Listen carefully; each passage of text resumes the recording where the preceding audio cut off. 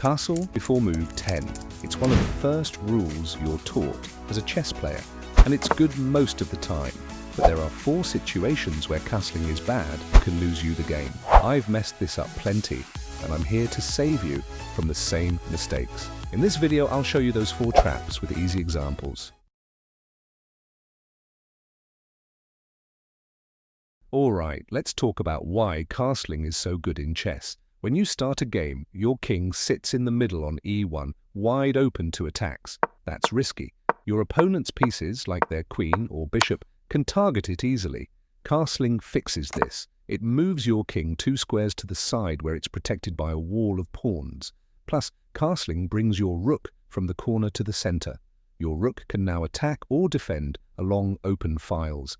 This one move makes your king safer and gets your rook ready. But here's the thing. Sometimes castling puts your king in more danger. Let's see the first trap where it's a bad idea. Don't castle if you've made weakening pawn moves on that side of the board. The whole point of castling is to get your king to safety. You want your king to be safe behind a wall of pawns outside the center, and if that is not happening, castle might not be the right choice.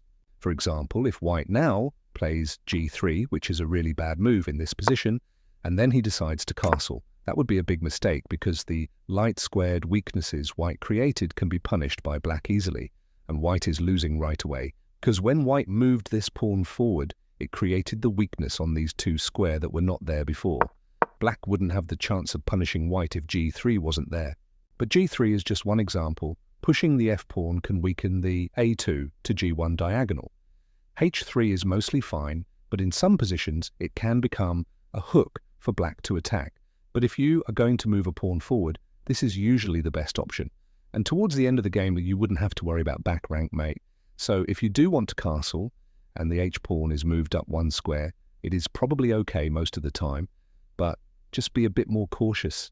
One last thing about g3 is that you might see a lot of higher-rated opponent playing this move, but here, this is a different situation than what we looked at earlier. Here is perfectly fine to castle, because this bishop is guarding all the light-squared weakness the pawn has created, so this is an exception to the rule. Don't castle if your opponent is already attacking on the same side of the board. This can be a pawn storm, or when certain pieces are already putting pressure on that side of the board. If you look at this position, how would you play if you were black? White has just played knight to g5 and is threatening to play qh5 with a big attack. Without knowing this rule, you would probably just castle, or at least that is what 83% of the players did.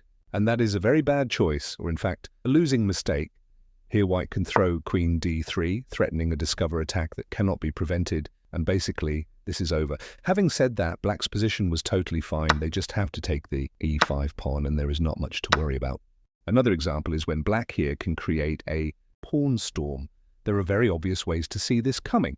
For example, if my opponent, for whatever reason, is playing h6 and g5, and I am going to castle, guess what? It might not be the best idea, because I can already see he is trying to attack the king side with the pawns, so I am not going to castle here. I might be more focused on developing my pieces and opening up the center.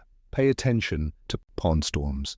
There is another less obvious way this can happen. Here you might be tempted to castle, since there are no pieces attacking the king side, and I haven't pushed any pawns to weaken my king, so it must be fine to castle, right?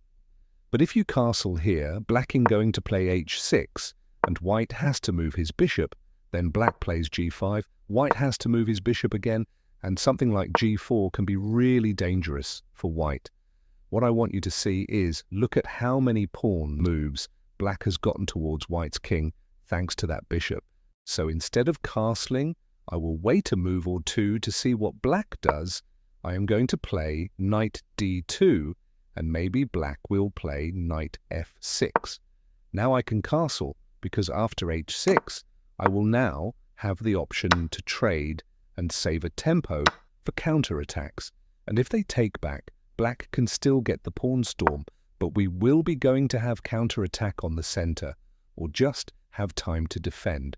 This can make a huge difference in a lot of games.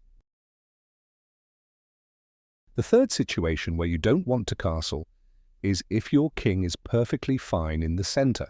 For example, here is a French defense, where white took on c5, and here 63% of the player castled, and the problem is, now black has to start defending. White can play bishop takes h7, followed by knight g5 and queen h5 to threaten mate, and black is not going to have a pleasant game. But in this position, there is no need to castle. The king is perfectly fine in the center, and the rook is also happy on h8. The reason being is because these pawns are locked up. There is no way to punish black for not castling. This is one of the situations where keeping your king in the center, or do a move like king f8, is safer than castling. This is a very case by cases. It is not a general rule, but it usually applies when the center is locked. That is when you want to be looking at other moves. The last situation where you don't want to castle is if your knights cannot easily occupy the f3 square. When this happens, the g4 and h5 square is undefended, and your opponent can easily attack your king if you castle. In these kinds of situations, you either need to find a way to bring your pieces to defend the king side and then castle, or you can castle queen side with cautious. For example, if I castle in this position, I would have run into moves like queen h4 or queen g5 to take the advantage that the knight is not on f3. Black can also play bishop d6 to attack the h2 square. The other bishop can come to g4, h5. h4 is an option, and white has to do some serious defending, but white had so many other ideas instead of castling. Despite the ones we just talked about, white's king can go to f1 and later g2 if needed. That is reason number 4. It's great most of the time for king safety and rook power, but skip it with weak pawns or attacks. Like, subscribe, and comment your castling disaster. Thanks. Go play smarter.